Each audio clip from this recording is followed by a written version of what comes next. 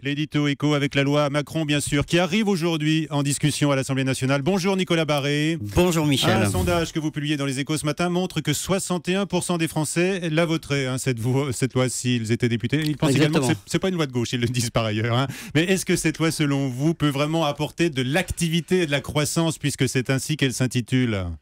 Alors écoutez, une loi ne peut pas en tant que telle créer de l'activité, ça c'est sûr, mais elle peut créer un cadre favorable. Et en France, on a plutôt tendance à multiplier les lois qui vont dans l'autre sens, c'est-à-dire qui encadrent, qui compliquent, qui interdisent, qui brident la concurrence, etc.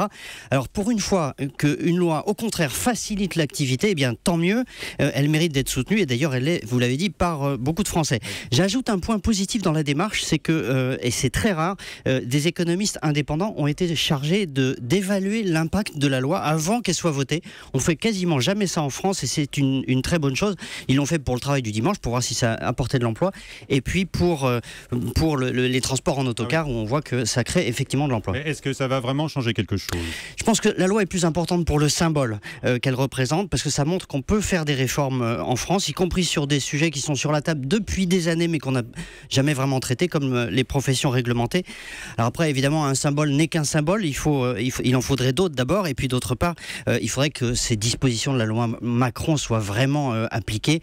Sur le travail du dimanche, on peut quand même regretter que ce soit les maires qui soient en position de décider et non pas les préfets, puisque, je vous prends un exemple, à Paris, le patron de la Galerie Lafayette a fait le calcul, le travail le dimanche, ça apporterait 100 millions d'euros de chiffre d'affaires en plus et 1000 emplois.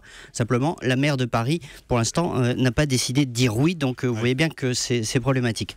Alors, est-ce qu'avec cette loi Macron, on peut quand même dire que le gouvernement assume son virage ou un virage social-libéral, Nicolas ? Oui, certainement. Le problème, c'est qu'en parallèle, vous avez des dispositions qui parfois vont dans l'autre sens. Je peux vous dire que, vu de l'étranger, par exemple, nos textes sur la pénibilité apparaissent comme des aberrations kafkaïennes. D'ailleurs, si on avait fait le même travail que pour la loi Macron et si on avait évalué avant ces textes sur la pénibilité, on se serait rendu compte que ça existe nulle part ailleurs dans le monde. Donc c'est dommage.